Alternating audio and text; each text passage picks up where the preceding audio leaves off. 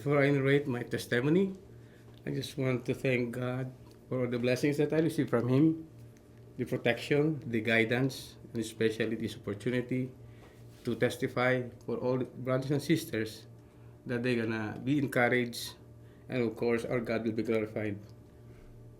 My family is a happy and religious family. We are five: a brother, a sister, and my parents. Kami yung family ba na religious. We see to it that we attend mass every Sunday. It was being introduced to us. Palaging sinasabi sa amin ng parents ko na respect elders, love your brother and sister, huwag kang magnakaw, everything. Palagi kaming, yun ang unang-unang itinuro sa amin. My sister went to America. My brother went a year ahead sa akin dito sa Saudi.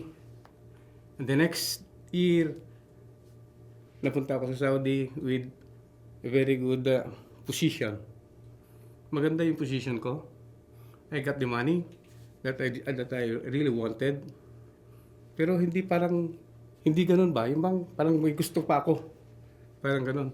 May ambition na siguro yung ambition ko is that nakita ko kasi yung mga previous na colleagues ko sa Pilipinas na siguro at the age of 40, hindi ko abuti ng 40, magiging fully ako. Nandiyan na sa akin ang lahat. Mga properties, nandiyan na lahat. Yun ang target ko. Kaya when I came here in Saudi Arabia, yun ang target ko. Wealth. Pera. Kaya ginawa ko, I entered that business na basta may payment. Yung mga dati kasi wala pa yung mga bangko yan eh. It's just yung bang padalahan lang. Sa bawat resibo, may 10 real. Sa site, nagtitinda ako ng soft drinks. Basta kumita lang, additional income. Sige lang. May nagaya sa akin na magpautang tayo with interest. Kinuha ko rin yun. Just to get money. Mas lalo pang lumaki yung perang hawak ko nung nag-finance ako ng number games.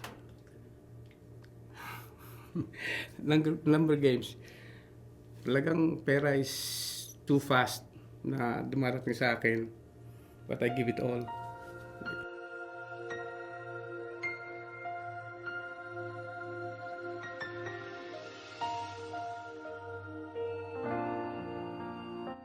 I was assigned in Riyadh.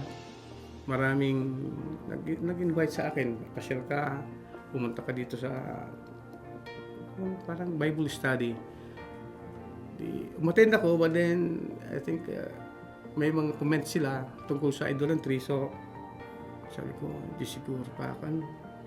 So I did not attend. Meron ding mga kasama kong Muslims na meron ding position. And they told me na, sige, you join us, embrace Islam. Hindi ko rin sabi ko, okay lang, hindi ko pa rin talaga bagas. Yun pala, meron palang kumakatok sa puso ko. It's Jesus Christ. Kaya pala hindi ko tinanggap yung mga na yun.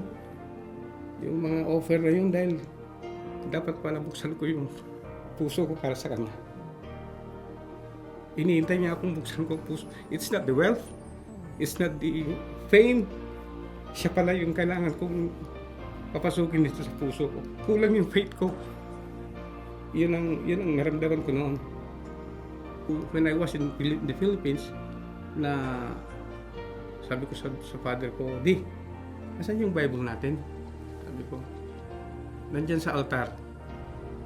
So, binasa ko yun. But then, inumpisan ko sa Genesis. Pero hindi ko natapos yung Genesis. Minsan, pagka binabasa ko, naantok na ako.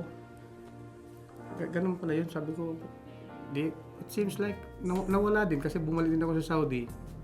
Nawala yung kwan. Then, yun nga, marami akong deal ng mga tao. Then, naging busy pa rin ako sa labas, kung ano-ano mga aktibidades, extracurricular para mapunta ba sa ma-attend ko pa rin yung kwan ko na hindi pa rin ako na-attend ng. Pero nung napunta ako dito sa Alcobar, sa project namin dito sa Alcobar, dito sa Dahran, nagkaroon kami ng nakita ko yung simbahan. Yung parang sa amin, I attended every Friday, nag-attend ako doon. Then one time, isang kapatiran natin ang nag-invite sa akin. Bakit hindi ka sumama sa amin para makinig ka ng service? Kasi one time umattend din siya sa kuhan din, he invited me na umattend ka ng service mo. Sabi ko, hindi pa siguro. Hatid ko na lang kayo. Then 3 times ganun ang nangyari. And the 4th time, pumasok ako din. I was so surprised kasi hindi yun ang expectation ko. Yung expectation ko, parang yung experience ko dun sa Riyadh na, idolatry, santo-santo pala kayo. It was different. Ang na-receive kong treatment sinalubong nila ako.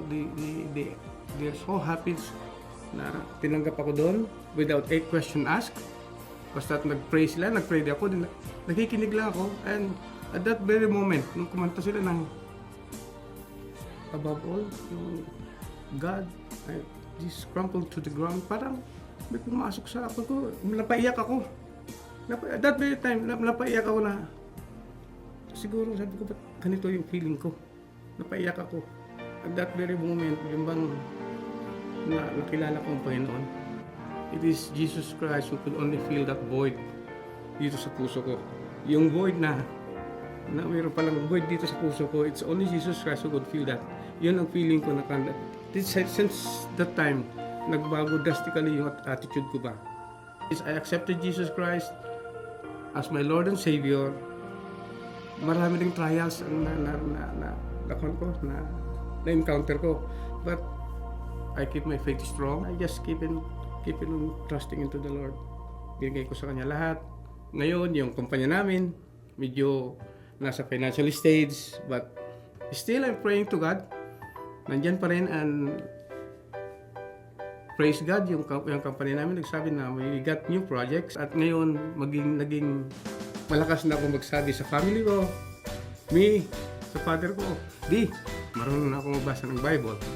And sa kapatid ko rin, pinang ko na sa kapatid kong lalaki, sa kapatid kong babae, sabi ko, Merly, Christian na ako.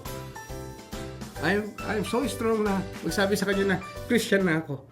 Also to my brother, sinabi ko sa kanya na Christian na ako. Sa ngayon, I'm happy na nagbago yung buhay ko, mga decisions ko, yung attitude ko, naging medyo hindi na ako pala yung mainit ng ulo sa trabaho, sa dealing with dealing with other people sa ibang nationality, and I find it mas masaya ako ngayon. Hindi na yung kagaya nun na sarili ko lang inintindi ko. Now, alam ko, nasa akin ang Panginoong Jesus. He's there for me. Ginaguide ako, pinoprotektahan ako, providing everything that I need, and I will continue praising Him, glorifying Him. Ako si Kuya Alex dito sa BOL, Alcobar, and I'm a follower of Jesus Christ. Crucified and laid behind the stone.